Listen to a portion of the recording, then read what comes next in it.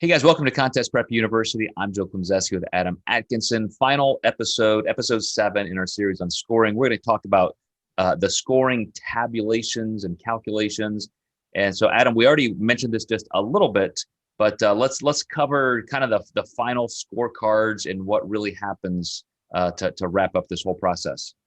Yeah, so you guys can look at your scorecards on NPC News online.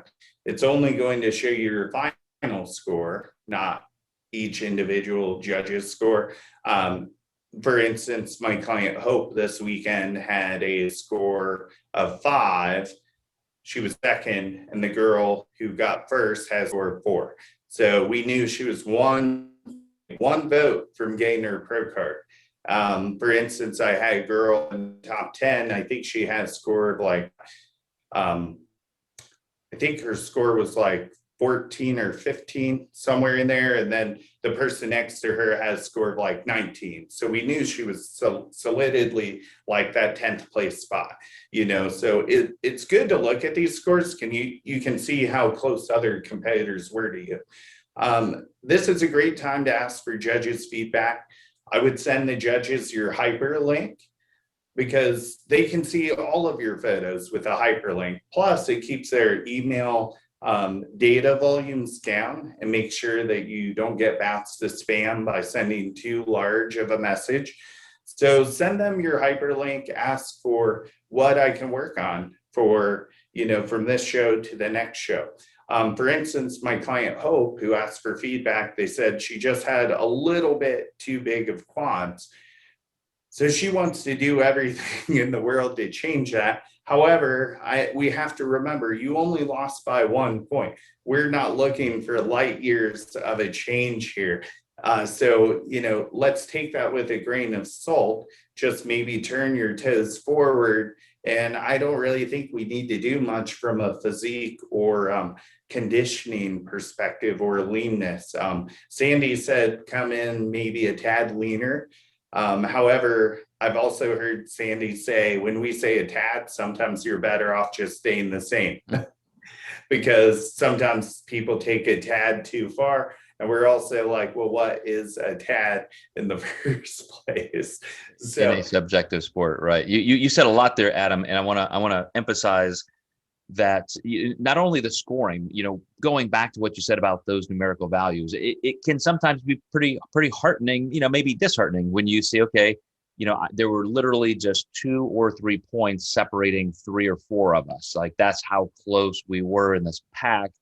One of my clients at Masters Nationals, had a situation where, people she had beaten before, beat her and vice versa. She'd seen some of the same competitors. This was her first time to get first call outs. And when you do get that judging feedback, as I'm always a little cringy when my clients are sending me, feedback from a judge who saw them for just a couple of minutes, don't know their entire physique, possibility, capacity, history, etc. And so you do have to take that with a grain of salt. It's great information, but to assimilate it through what you know about yourself. I'll give you my client as an example. Maybe getting a little bit leaner, that wasn't even an issue. That they just said, even though I said compared to who won that class, I do think we need to get your glutes a little bit leaner. The judging feedback was simply, maybe a little bit more size in your glutes. And so from that judge's perspective, if we gained a little bit more muscle, maybe the conditioning was okay. But I think had she maybe been a 0.5 pound or a 0.5% leaner, maybe the glutes actually appear larger because the girl who won that class definitely had smaller glutes. They were just leaner, so they were more visible.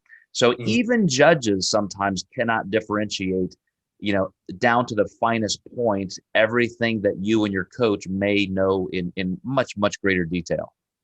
Which leads me to think our next podcast should be judging language and then our scientific explanation behind what these things can mean.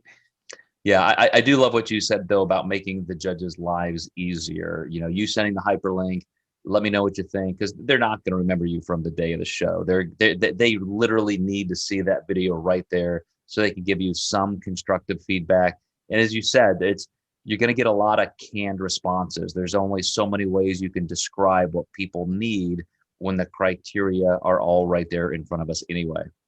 Yeah, and when you ask, they have to tell you Something, right? Yeah. Because Got to give you didn't- something, right? Awesome. Well, thanks, Adam. Great idea for this particular series, and appreciate you spending time to map it all out at the whiteboard. Hope this helped you guys, and we will see you next time with a new topic and series in Contest Prep University.